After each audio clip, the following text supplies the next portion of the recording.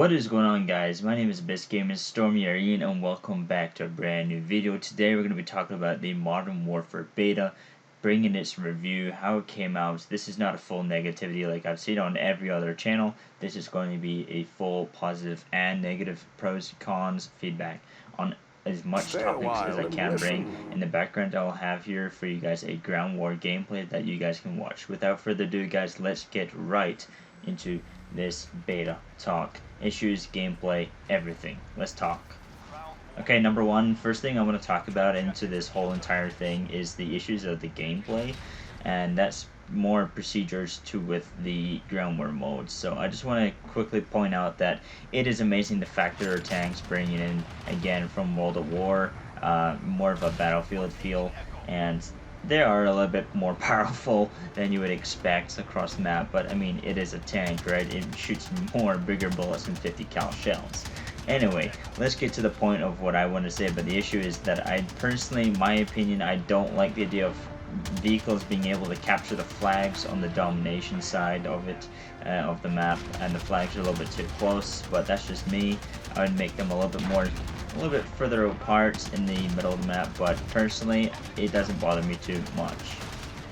The next thing about the game that I really like is the field operators. This is your whole new specialist replacement.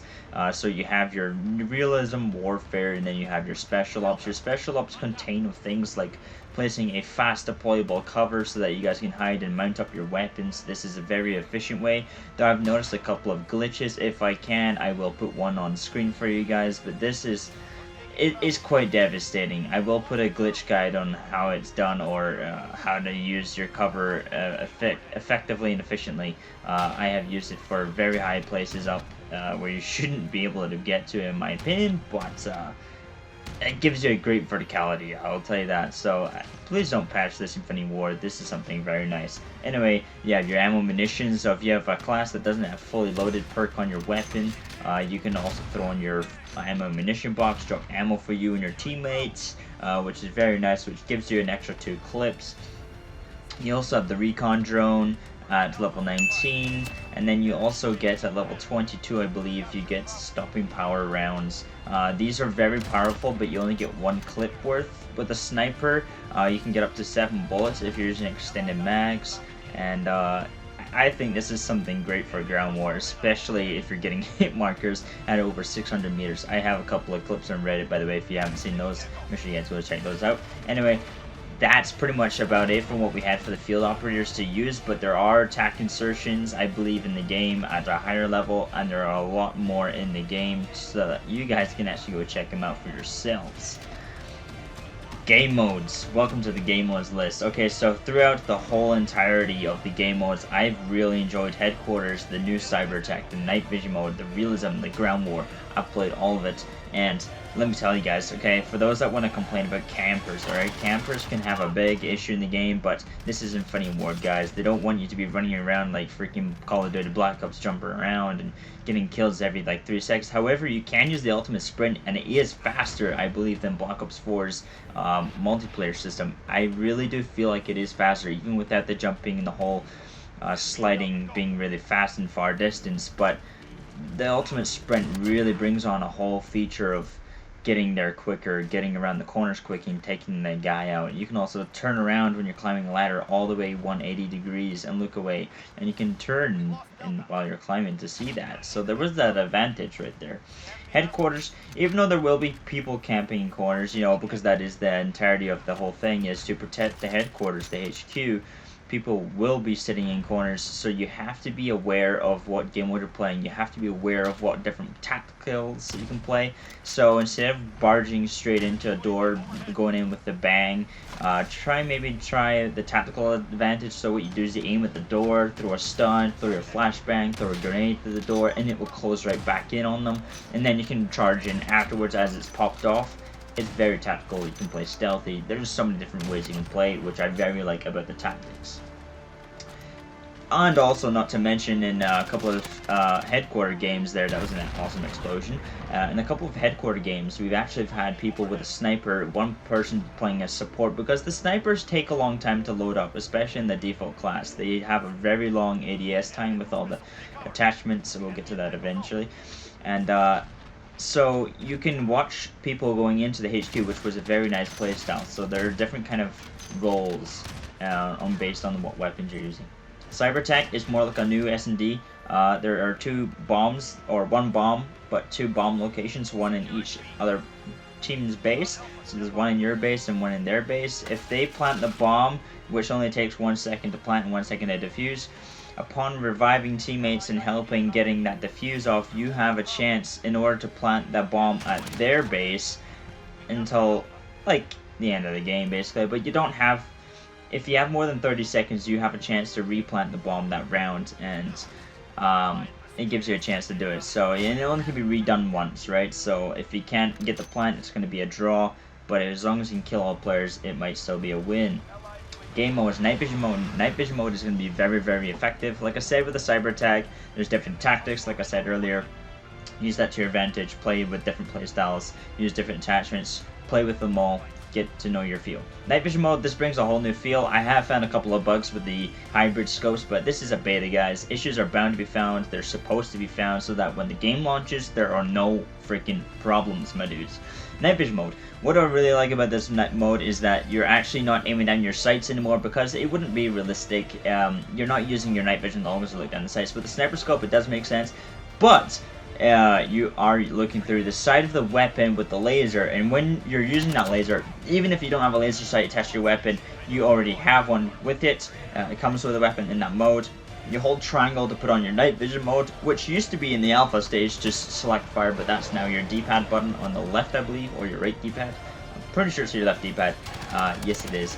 Your left D-pad is that, and your right is your call on your streaks. Anyway, what I want to say about the night vision mode is, with the lasers, everyone can see your laser. So upon aiming down the sights with the laser, all enemies can see that laser coming around corners. So you got to be really, really careful. Play with different playstyles here, and it's going to be very dark maps. So I really, really do like this. There will be players, I guarantee you right now, that will be using the higher brightness settings without night vision goggles, which you can do. I don't take it back, but I mean, if you actually do use night vision goggles, you'll get to hold a no view.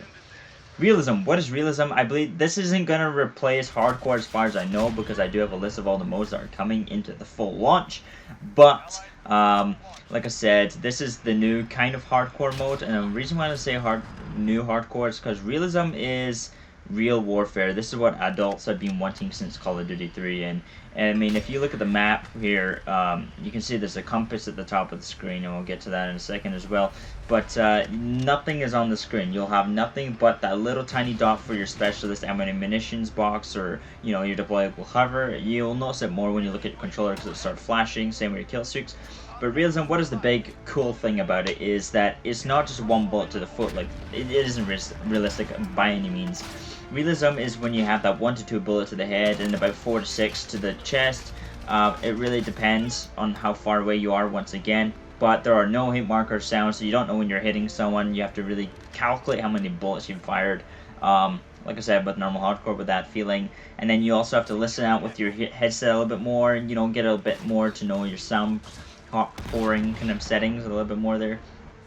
And a little bit more that you want to learn about with the realism is that there is a whole feature of no scores. So when you, upon killing a player or downing on someone or getting a payback or an assist, there's no score pop up on the screen. You won't see that plus 100 or any of that anymore. So if you wallbang someone with a sniper, there's a 50% chance you've either killed the player and you might have to check the scoreboard, or you either had a hit marker and he's got away. So there's always that time where you're like, do I stay here and wait until he's dead and know that they're all dead there, or do I move on? Kind of like with that movie, Hurt Locker, where the guy's looking down the 50 cals waiting to see if everyone is dead in that offensive grounds. Ground War! Let's get into Ground War, my favorite mode. Oh my god, 32 and 32. For all those freaking Battlefield people and Fortnite people saying, remove the kill streaks for this mode to make it more like Battlefield, get out of here. Kill streaks is what makes it Call of Duty, and it just makes it way better. It gives it that new feel. It's something you gotta adjust to. If you can't adjust to this mode, don't freaking play it, because I will get so annoyed with people on here if you just, you know, if you're like one of those people, just get the fuck out of here, alright? Anyway, the one thing I want to say about this, with the one bug I have really incurred, is that there was an under the map glitch where if you prone underneath a tank, and it would, your teammate's tank would drive over you, it would push you under the map. Specifically where this tank is right now. But anyway, if you actually had done that, I mean, in the real launch, it would be a big problem, but the fact it was found means it will get patched, which is very good. Like I said, it is beta glitches are bound to be found. They're made to be found so that they can be patched, so that these things will run smoothly. Again, the one big thing that I really did find, though, was that people were spawning on other people. Now, what I mean by that is that upon sniping an enemy, or if he sniped you across the map and you watch the whole kill cam, there is a 50% chance if you spam the X button when you look at one of your squad mates to spawn on, you either spawn on the enemy or you spawn on your squad mates, and it was a little bit of a problem, but that will be fixed hopefully in the full launch, especially when you're searching for a game and it says, you know, you have to leave every time all the way to the main menu, come all the way back and recreate your party whenever you get that searching for matchmaking service or connecting matchmaking service, when you're searching with a party. And you get that, you just had to back out, everyone had to back out to the main menu, and then go all the way back in, recreate the party, and rejoin again. And that's what we had to do every single game. It got a little bit annoying, so hopefully that gets patched too, and hopefully Infinity War hears me out. Okay, lighting. Lighting in the map in the Ground War and other modes with doors. I believe this is pretty realistic, as much as I can say. I've heard it from my veteran parents. I think they would agree with me very strongly at this point in this video, so make sure you guys drop a fat like and a huge subscription on this freaking channel, because this is an amazing topic. So lighting, when you're opening doors and you're in a building and it's dark and you know there's like really sunlight coming through there, it is going to blind you for that partial 2 to 3 seconds upon getting outside. It's like, ah, my eyes.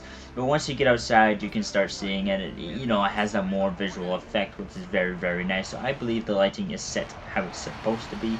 Because that's just how it's supposed to be, man. It's real warfare.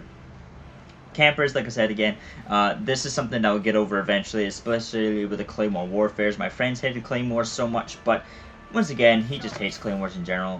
When it was me, when I was running into a building a lot, I would find a lot of Claymores, but I would look for a alternative route to get up the stairs, because there were so many Claymores planting on the side of the staircases. If you were smart like Battlefield, to place on the side of the stairs, between the railings, and then people would die more. But Claymore Warfare, this is going to be a big meme for a while, because I mean, it's the first time they're returning, and they will die out eventually, so do not worry, do not perish, my friends. They will be gone after a while. But the one thing I do want to say about the Claymores is, though, is if you're about to peek a corner to trigger it off and walk backwards really quickly, you don't have that time anymore. You are immediately dead upon triggering it.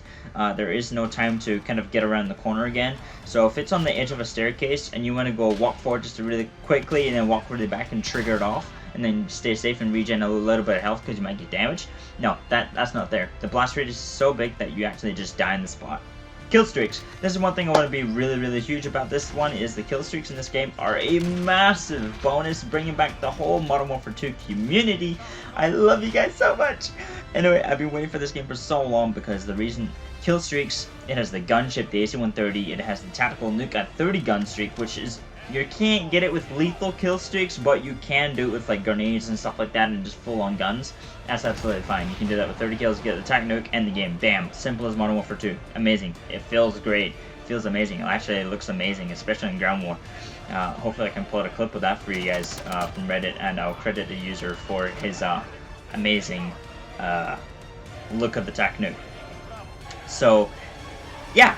It's definitely something amazing about the kill streaks. So there is a perk in the game that actually allows you to earn kill streaks with kill streaks, and this is how it was in Modern Warfare 2, is that you would earn kill streaks with kill streaks. So if you had a precision or higher strike, that would help you get your AC-130 or your Juggernaut, whatever it was, and depending on which Modern Warfare you played, either 2 or 3.